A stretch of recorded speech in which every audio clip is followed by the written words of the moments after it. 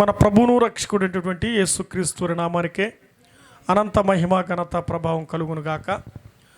ప్రభు యొక్క మహాకృపలో, ఆయన కనికరములో, ఆయన దయలో ఈరోజు మనుషుల మాటలు మీరు విని ఉంటారు. లోక మాటలు వెన్నలాగుంటాయి, పెద్దల మాట ఒక సద్దిలాగుంటుంది. అయితే దేవుని మాటలు మేలిమి కంటెను, బంగారము కంటెను, అపరంజి కంటెను కోరదగినది దేవుని వాక్యం.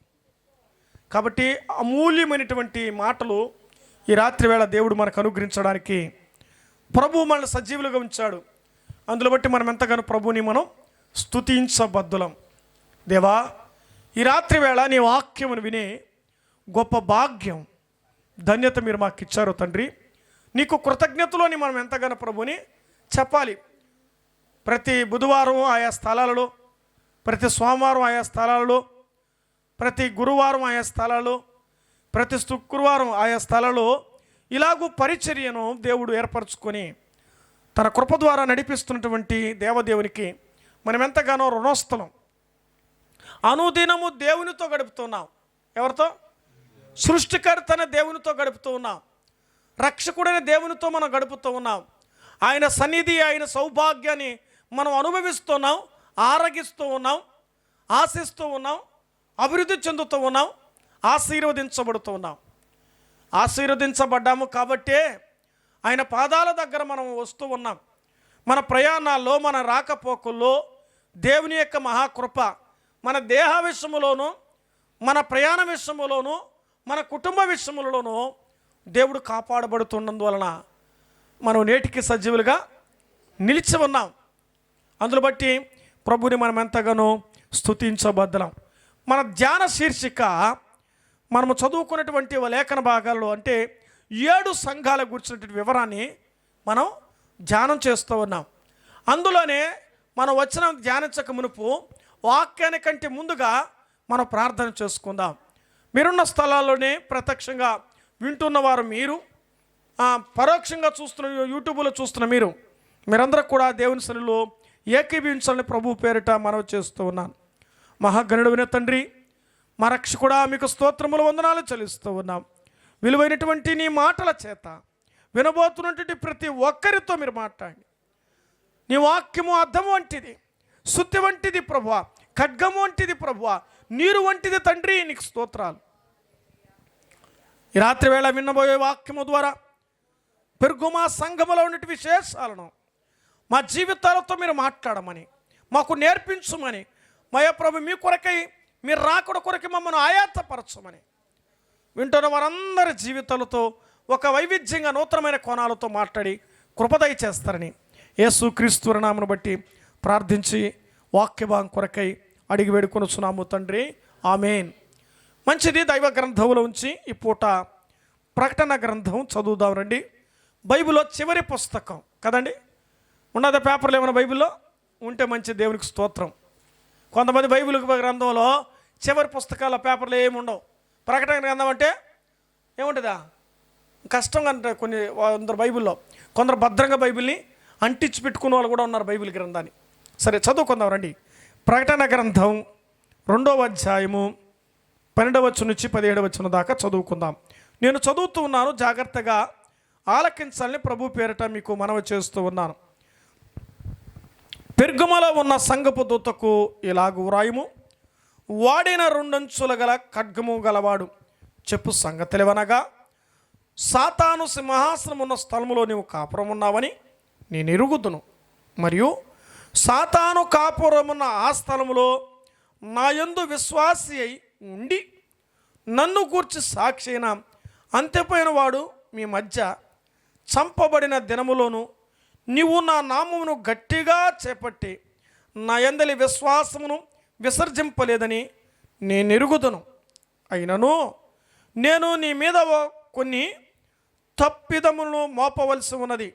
అవేమనగా, విగ్రహమునకు బలిచ్చిన వాటిని తినునట్లు, జారత్వము చేయనట్లును, ఇశ్రాయేలుకు ఉరియొడ్డుమని బలాకునకు నేర్పిన బిలాము బోధనను అనుసరించువారు నీలో ఉన్నారు. అటువలే నికోలాయితును బోధన అనుసరించువారు నీలో ఉన్నారు. కావున మారు మనసు పొందుము, లేని ఎడల నేను నీ యొద్దకు త్వరగా వచ్చి నా నోట నుండి వచ్చు ఖడ్గము చేత వీరితో యుద్ధము చేసేదను. సంగములతో ఆత్మ చెప్పుచున్న మాటలు చెవి గలవాడు వినుగాక. జయించువానికి మరిగి ఉన్న మన్నాను భుజింపనెత్తును, మరియు అతనికి తెల్లని రాతినెత్తును. ఆ రాతి మీద చెక్కబడిన ఒక కొత్త పేరు ఉండును. పొందిన వానికి కానీ అది మరెవరికి తెలియదు. ప్రభు తన మాటలు మన వినికిడిలో ఆశీర్వదించునుగాక. ఆమేన్. చదవబడిన లేఖన భాగం 7 సంఘాలు మన కదండి. 7 సంఘాలు చూస్తున్నాయి. అంటే ఫిలిప్పి పట్టణం ఆసియా ఖండములో ఒక భయంకరమైనటువంటి విగ్రహారాధన ప్రాంతాలలో పౌలు గారు సువార్త ప్రకటించగా దేవుని మహాకృపను బట్టి అక్కడ కొన్ని సంఘాలు ఏర్పడ్డాయి. ఆ ఏర్పడినటువంటి సంఘాలతో దేవాది దేవుడు ఇలాగూ 7 నక్షత్రములు పట్టుకొని 7 దీపపు స్తంభముల మధ్య సంచరించేవాడు చెప్పు సంగతులు ఏమనగా 7 సంఘాల్లో 7 రకాలైన విషయాలను దేవుడు రాయించాడు. 7 రకాల విషయాలు రాయించాడు. అయితే చాలా వరకు అనేక విధాలుగా మనం దేవుని వాక్యంలో దైవ సేవకులు పెద్దలు అనుభవం కలిగిన వారు అలాగూ అందించి ఉన్నారు.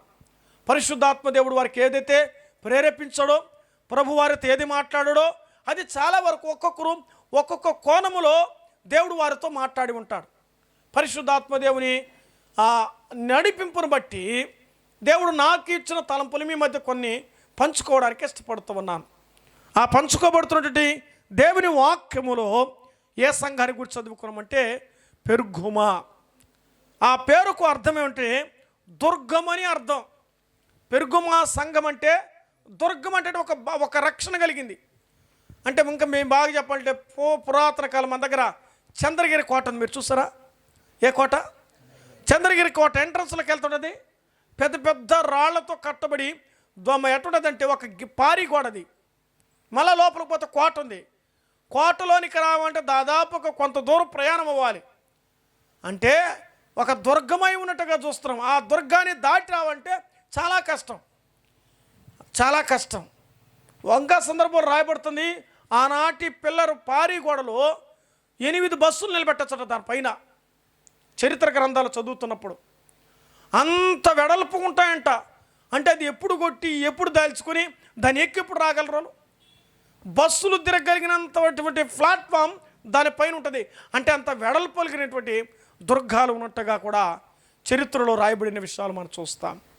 అయితే ఈ పెర్గమ సంఘమును గురించి చదువుతూ ఆ సంఘ విశ్వాసుల యొక్క క్యారెక్టర్ చెప్పాడు దేవుడు. ఏం చెప్పాడు? సంఘములో ఎలాంటి వారు ఉన్నారంటే వారి ప్రారంభ దశ చెప్పాడు, వారి ముగింపు దశ చెప్పాడు, వారి మధ్య దశ కూడా చెప్పాడు. అంటే బాల్యం, యవ్వనం, వృద్ధాప్యం. కొత్తగా పుట్టినవారు ఆత్మలో కొంతమందికి వయసు 40 ఏళ్ళు ఉంటుంది. అప్పుడే రక్షించబడనుకోండి, అతని వయసు ఏమో అనాలి? ఆత్మీయతలు అప్పుడే పుట్టినవాడు. అందుకే దేవుని వాక్యంలో పేతురు రాశారు కదా, మీరు పసిపిల్లల వంటి వారు, మీరు పాలు త్రాగవలసిన వారే కానీ ఆహారం తినేంత అవకాశం మీకు ఇంకా లేదు. యోహాను రాస్తాడు, నా చిన్నపిల్లలారా అని రాస్తాడు. వాస్తవానికి పెద్దవారే కానీ ఏమని రాస్తాడు? నా చిన్నపిల్లలారా అంటారు. కొంతమందికి ఇప్పుడు సాధ్యమైనంత వరకు 15 ఏళ్ళు అయిందనుకో, ఇటు కూర్చోనేనా అటు కూర్చోమే, ఇటువంటి పిల్లడు ఒక 20 ఏళ్ళ పిల్లడు అనుకో, వాడు ఏ చేష్టలు చేస్తాడో ఎటుంటుంది అంటే వాడికి ఒక 25-30కి వస్తే పెద్ద చేష్టలోకి వస్తాడు. వీడికి ఇంకా పసిబాడుగా ఉన్నాడు కాబట్టి నా ముందర కూర్చున్నవాడు వాడు ఇంకా ఏ చేష్టలు ఉంటే తిన్నామా, పడుకున్నామా, తెల్లారిందా, అది వాడి లైఫ్ స్టైలు. అంతే. చిన్నపిల్ల మనస్తత్వం అంతా అంతే కదా. ఏమీ పట్టించుకోరు, నాకేమీ సంబంధం లేదు, నాది ఏది కాదు, అది లైఫ్ స్టైల్ ఉంటుంది. కానీ బైబిల్ గ్రంథం అంటుంది ఆత్మీయతలో నీ వయసు ఎంత? నా వయసు ఆత్మీయతలో 23 సంవత్సరాలు, నా వయసు 40 సంవత్సరాలు. అంటే సగ జీవితం దేంట్లో గడిపాను నేను? దేవునితో గడిపాను, లోకముతో కూడా గడుపుతున్నాను. సగ ఆయుష్కాలం అంటే దేవుడు ఇచ్చిన 40 సంవత్సరాలు 23 సంవత్సరాలకు పైబడి దేవుని నమ్ముకొని దేవునిలో ఉన్నాను. అంటే ఇప్పుడు నా వయసు ఆత్మీయతలు ఎన్ని సంవత్సరాలన్నా? ఎన్ని సంవత్సరాలు బాబు? 20, 40 కాదు, ఆత్మీయతలు 23 సంవత్సరాలు. మరి నీ వయసు ఎంత? ఆ దినంలో సంఘం ప్రారంభించబడిన దినాలు పెరుగుమా సంఘం ఎలాగున్నదంటే, అబ్బో దాని గురించి దేవుడు అంటాడు, చాలా విషయాలు చెప్పాడు. నీవు నా నామమును గట్టిగా చేపట్టి నా యందలి విశ్వాసమును విసర్జింపలేదని నేను ఎరుగుదును అన్నాడు. వాళ్ళ గురించి దేవుడికి తెలిసిందంట. ఏమని? వాళ్ళ బలం ఎట్టున్నదా? చెప్పు బాబు, ఎట్టుంది నాయనా? నన్ను చూసి చెప్పాలి బాబు, ఎట్టుంది వాళ్ళ బలం? బలహీనంగా ఉందా, బలంగా ఉందా? అది వారి ప్రారంభ దశ. పిల్లలు రే తిండ్రా, ఏం కదిగినా కడుపులో రాళ్ళు కూడా కరిగిపోతుంది కానీ అంటారు చిన్నపిల్లకలు. అదే నాలాంటి వయసు తిననుకో ఏమవుతుందా?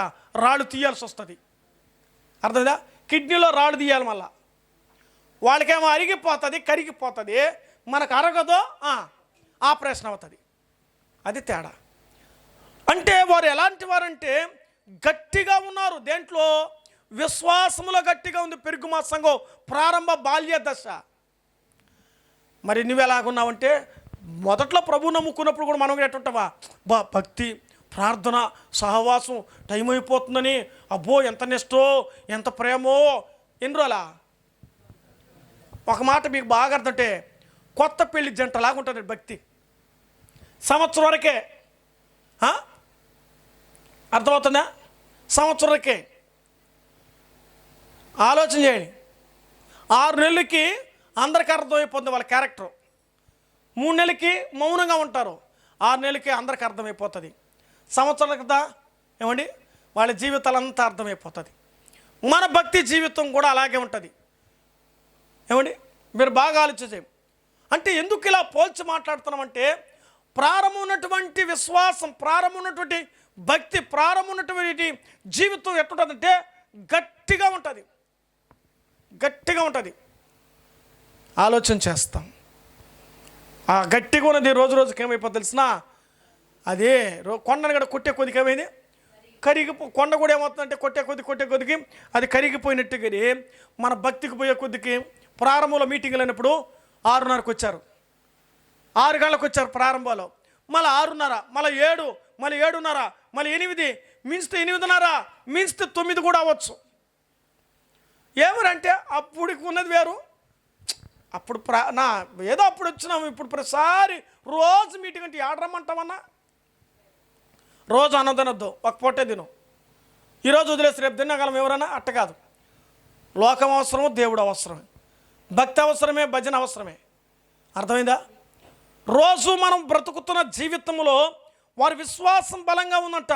మీరు వాళ్ళ గురించి దేవుడు ఏమని చెప్పి రాయించాడంటే, చూడండి వచనంలో, మీరు నీవు నా నామమును గట్టిగా చేపట్టి నా యందు విశ్వాసము విసర్జింపలేదు.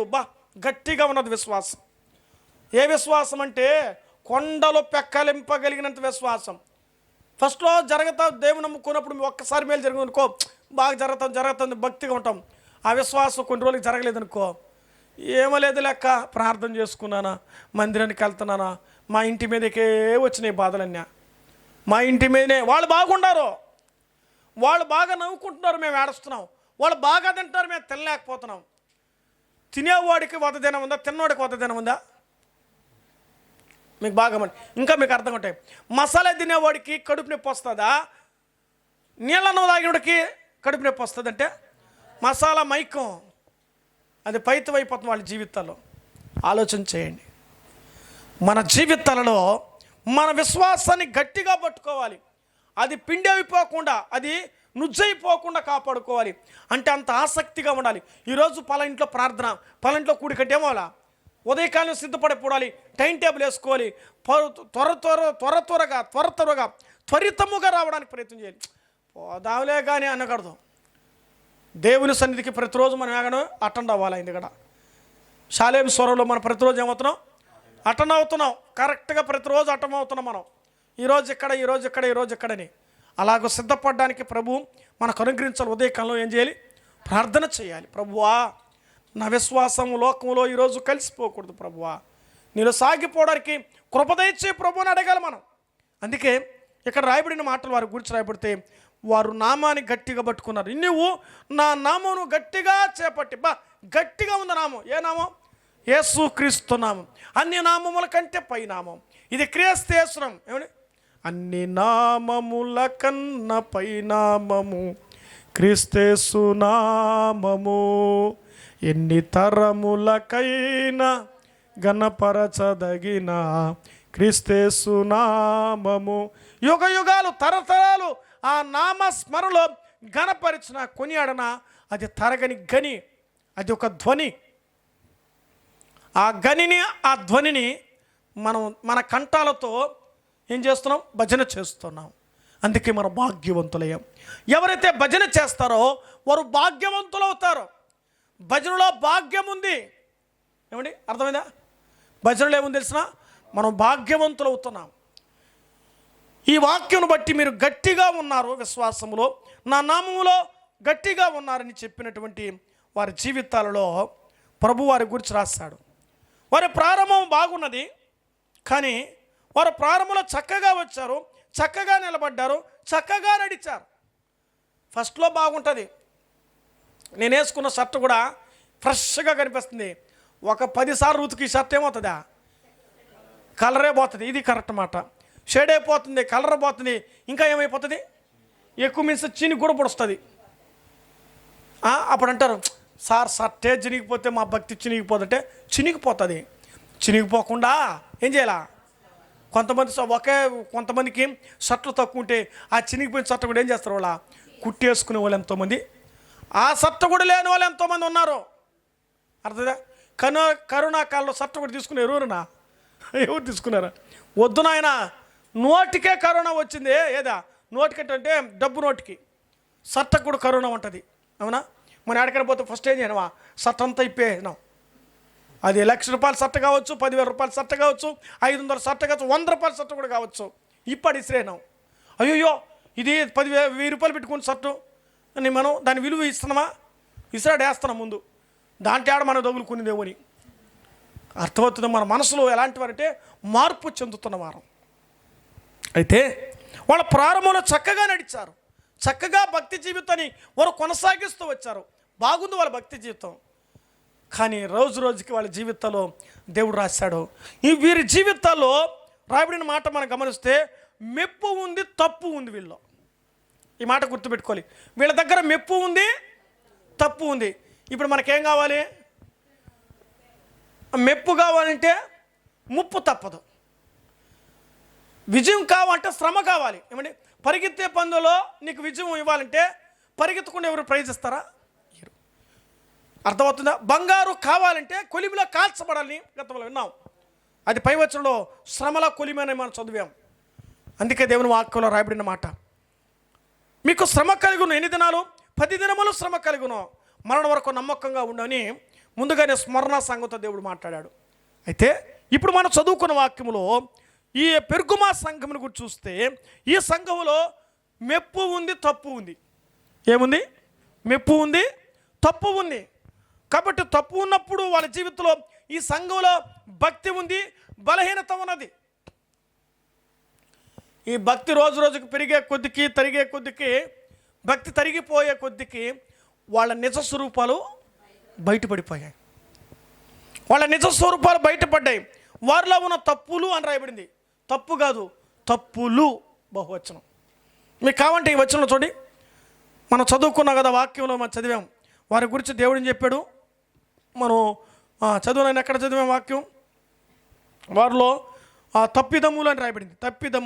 తప్పిదమ్ములు అని 14 వచనంలో, అయినను నేను నీ మీద కొన్ని తప్పిదమ్ములు మోపవలసి ఉన్నది. మా తప్పులెన్నువారు తమ తప్పులు ఎరగరనేది ఒక కవి రాశాడు.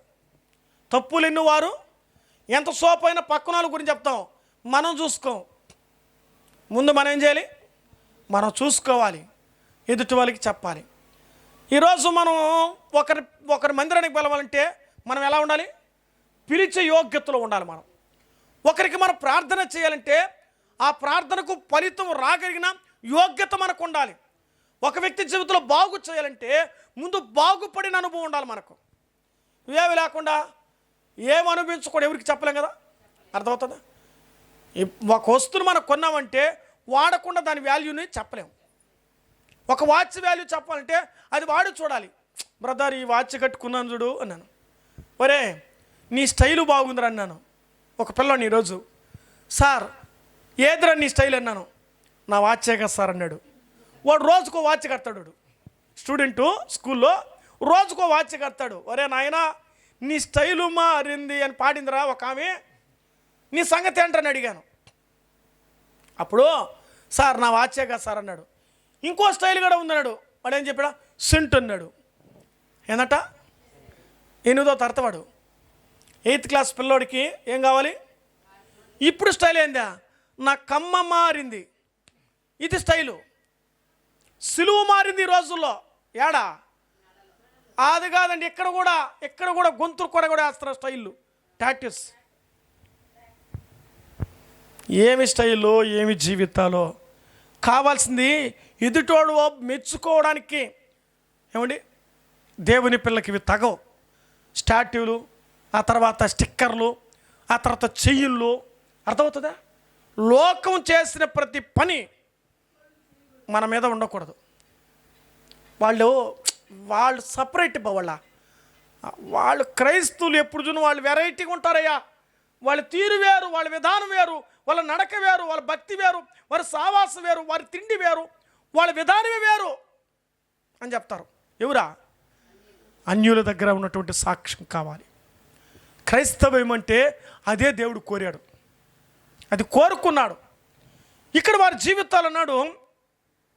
అలాంటి వారే విశ్వాసం కలిగిన వారు, నామాన్ని గట్టిగా పట్టుకున్నవారు, దేవునిలో నడిచిన వారు, దేవుని అనుసరించినటువంటి ఆ పెరుగుమా సంఘం చివరికి ఏమైందంటే తప్పులతో నిండిపోయింది. ఎందుకంటే వాక్యం తిని తిని తిని తిని ఏమైందా, వాళ్ళు చెవులు మందమైపోయింది. చెవిటోడి దగ్గర ఏమైనట్టు శంకుదినట్టుగా అయిపోయింది. ఈ వాక్యమే కదా, ఈ ప్రార్థన కదా, ఈ సావాసమే కదా, పర్వాలేదులే కానీ, ఏమి ఈరోజు బాగపోతే ఏముందిలే కానీ, ఈరోజు వెనకపోతే ఏం కానీ, ఈరోజు ప్రార్థన చేసుకోకపోతే కానీ, ఈరోజు బైబిల్ చదవకపోతే కానీ పర్వాలేదులే కానీ అని ఎప్పుడన్నీ తెలిసినా కొన్ని ఏళ్ళు తర్వాత అంటుంది. అదే మొదటి రోజు, రెండో రోజు, నెల రోజులు, అయ్యో ప్రార్థన చేసుకోవాలిగా, అయ్యో బైబిల్ చదువుకోవాలిగా, అయ్యో మందిరానికి వెళ్ళాలిగా. అప్పుడు ఏముంది? ఆసక్తి, ప్రేమ, ఇష్టం, భక్తి, భయము, ఇవన్నీ మనుషులు ఏర్పడుతున్నాయి. వాళ్ళ జీవితాలు రాను ఆ పట్టణం యొక్క పరిస్థితిలో, ఆ సంఘం యొక్క స్థితిని గురించి చూస్తే వాళ్ళు ఆ బోధలు అనుసరిస్తున్నారు. దేవుని బోధన అనుసరించబడినటువంటి ఆ సంఘం లోక బోధలు అనుసరిస్తున్నారు. అమ్మా, సేవకుడు చెప్పిన బోధను నువ్వు తృణీకరించి లోకస్తుల మాటలను విని నువ్వు అనుసరిస్తే సమస్య నీకే వస్తుంది. ఈ సంఘం విన్న వారి జీవితాల కన్నాడు, మీకు నేనేమిస్తాను, తెల్లని రాతిని ఇద్దును, ఆ రాతి మీద చెక్కబడిన ఒక కొత్త పేరు నీకు ఇస్తానన్నాడు. ఎక్కడిదా? పరలోక రాజ్యానికి వెళ్తే నీ పేరు దేని మీద? పరలోక రాతి మీద చెక్కబడింది. అంతెందుకని మీకు అర్థం చేయాలి చెప్తాను. సీఎం మన ఊరికి వచ్చాడు. ఆ మీటింగ్లో నువ్వు ఉన్నావు. నేను పిలిచి పేరు పెట్టి మురళే మురళే మురళే రానాయన నీకు ఒక బహుమతి ఇస్తానంటే నేనేం చేస్తానా? ఫస్ట్ చెప్పండి, సెల్ ఫోన్ పక్కనోడికి ఇచ్చి, రే ఆడిపోతున్నానా, పోతున్నాను ఫోటోది వెంటనే తీసుకునే క్షణం బహుమతి తీసుకుంటూ నవ్వుతూ తీసుకొని వెంటనే సెల్ఫీలు చూస్తావా, స్టేటస్ చూస్తావా, గ్రూపులో చూస్తావా, షేరు మళ్ళీ వెంటనే నా ఫోటోలు చూసారా, ఎవరితో తీసుకున్న బహుమతి? సీఎం ఇచ్చాడు. నాకు పొంగిపోతున్నాం. ఒక భౌతికమైన వ్యక్తి నీకింత విలువ, ఏదో ఒక గిఫ్ట్, ఒక బహుమానం ఇస్తే పరలోకంలో యుగయుగాలు ఉండేటువంటి పేరును రాతి మీద చెక్కేటట్టుగా నీకు ఆ భాగ్యం ఇచ్చాడంటే ఎంత ధన్యత. ఇది జరగబోయే భవిష్యత్తు. మనకు జరిగేది కావాలి కానీ జరగబోయేది మనకొద్దు. మనకు ఎంత సోపు, కళ్ళు తెరిచేంత వరకు చాలయ్యా, కళ్ళు మూస్తే మనం చూసుకుందామా? ఆ ప్రపంచం మనం ఉన్నది, అదే ముందుండే ప్రపంచం, అదే యుగయుగాలు ఉండిపోతున్నాం, అదే యుగయుగాలు ఉండేది. దాన్ని మరచి దీన్ని చూస్తున్నాం. మనం నిద్రలోకి వెళ్ళినామంటే ఆయన దగ్గరికి వెళ్తాం. కాబట్టి వాళ్ళ ఉన్నటువంటి తప్పుల గురించి రాస్తే వాళ్ళ బోధలు ఎలాంటివనంటే నికోలాయితు బోధలు అనుసరించారంట. ఆ తర్వాత వారు నడుచుంచే బోధల గురించి ఇక్కడ రాస్తూ బిలాము బోధన అనుసరించారంట. ఆ సంఘాలో కొంతమంది జ్వరపడ్డారు, సంఘాన్ని పాడు చేసిన వారు తయారైన. ఈరోజు ఇది కలుగునుగాక, అది కలుగునుగాక, ఇది కలుగునుగాక అని వాళ్ళ బోధలు వీళ్ళ బోధల దగ్గరికి ఆ మీటింగులకని ఈ మీటింగులకని వెళ్ళి స్థానిక సంఘాన్ని వదిలేస్తున్నారు. ఆయన పిలిచి ప్రార్థన చేసుకుని ఈయన పిలిచి ప్రార్థన అమ్మా చేసుకో, నేను తప్పొద్దల్లా. స్థానిక సంఘానికి నువ్వు గౌరవించాలి. స్థానిక సేవకుడు ఏ వాక్యం చెప్పి ఎలా నడవమంటాడో అలా నడవాలి. ఎందుకో తెలుసా? ఆ కాపరి నీ బాధ్యతను చూసేవాడు. రేపు వివాహం చేయాలి, ఇంట్లో నీ కొడుకు పెళ్లి చేయాలి, అర్థమైందా? నీ కోడలకి పేరు ఒకవేళ మనవరాలు పుట్టారు, పేరు పెట్టాలి. ఆయన పెడతాడు, సంఘ కాపరి పెడతాడా? ఎందుకు? వాళ్ళు పిలిపించుకో, వస్తారు. వాళ్ళు పిలిస్తే రావచ్చు, రాకపోవచ్చు. నేను రావద్దని చెప్పడం లేదు, కానీ పిలవాలంటే ఎవరు పర్మిషన్ కావాలి? ఇప్పుడు మీరు చెప్పాలి, ఎవరు పర్మిషన్ కావాలా? సంఘ పెద్దల సేవకులు పర్మిషన్ ఇస్తేనే ఆ దైవ సేవకులు వస్తారు. వారిని తక్కువగా మాట్లాడలేదు, వారు కూడా విలువైన వారే, కానీ వీరికంటే వాళ్ళు విలువైన కాదు అండి. తల్లికి పిన్న తల్లికి తేడా లేదా? ఇది తల్లి, అది పిన్న తల్లి, రెండు తల్లే. కడుపులో పుట్టింది వేరు, అర్థమవుతుందా? మన పెంచేది తల్లి వేరు. కాబట్టి ఇవి కడుపులో పుట్టిన వారు సంఘం, ఒక ఉదరములోంచి వచ్చిన వారు మనం. ఆ సంఘానికి ఏమి ఇవ్వాలి? విలువ ఇవ్వడం నేర్చుకోవాలి. ఆ దైవ సేవకుని విలువాలి, దేవుని ప్రతినిధిగా గౌరవించాలి. నేను స్కూల్లో పిల్లకాయలు చెప్తుంటాను, నాయన బాబు మీకు నేను గురువు కాదు, గురువుతో పాటు ఒక తండ్రి లాంటి వారిని, ఒక దైవం లాంటి వారు. అందుకే తల్లి, తండ్రి, గురువు, దైవం అని ఎందుకన్నారంటే మేము ఇవి కోవకు చెందిన వారం, మీరు మమ్మల్ని తండ్రిగా చూడాలి. అట్టనేడ నాయనని పిలబోతారు, నాయన అన్న నేను మళ్ళా పిల్లకాయల్ని. మీరు ఏడా తండ్రి అన్నా కాబట్టి డాడీ అని ఏడా అనబోతారు. కాదు కాదు, అర్థవంతం చెప్తున్నాను అన్నాను. తండ్రిగా భావిస్తున్నాం అనుకోండి, ఒక నాన్నగా గమనించండి, అర్థమవుతుందా? ఆ తర్వాత ఒక గురువుగా మమ్మల్ని చూడండి, ఒక దేవుడిగా మమ్మల్ని చూడండి. మిమ్మల్ని మేము భక్తులుగా చూస్తాం, మా బిడ్డలుగా చూస్తాం. సంఘం కూడా అలా చూడాలి. దైవ సేవకుడు ఒక తండ్రి లాంటి వాడు, దైవ సేవకుడు ఒక దేవుడు లాంటి వాడుగా చూడాలి. మీరు ఏది చేసినను మనిషి నిమిత్తము కాక అది దేవుని నిమిత్తమే, అది ప్రభువు నిమిత్తమని బైబిల్లో రాయబడింది. కాబట్టి మనం అలా గౌరవించాలి. ఎందుకో తెలుసా? నీ కొరకు నా కొరకు యేసుక్రీస్తు లోకానికి వచ్చి ప్రాణం పెట్టి చనిపోయాడు. ఆయన నిమిత్త పరలోక రాజ్యం లేదా అగ్నిగుండం. యేసుక్రీస్తు దేవుడిని, రక్షకుడిని ఎవరైతే నమ్మితే వారికి మోక్ష రాజ్యం ఉంది. ఆయన దేవుడుగా ఉన్నాడు. యెహోవా దేవుడుగా గల జనులు వారు ధన్యులు, వారు పరలోక రాజ్యం ఉంది. ఆ పరలోక రాజ్యానికి వారసులు కావాలి. ఇక్కడ వీరిలో ఉన్న తప్పులు చెప్పి మన ముగింపులను కొద్దాం. వీరిలో ఉన్నటువంటి తప్పిదములు ఏమంటే విగ్రహారాధన ఒకటి, రెండవది బలి అర్పించే వాటిని వీరు తింటున్నారు, మూడవది జారత్వం ఉంది. ఎన్ని తప్పులున్న వీరిలో?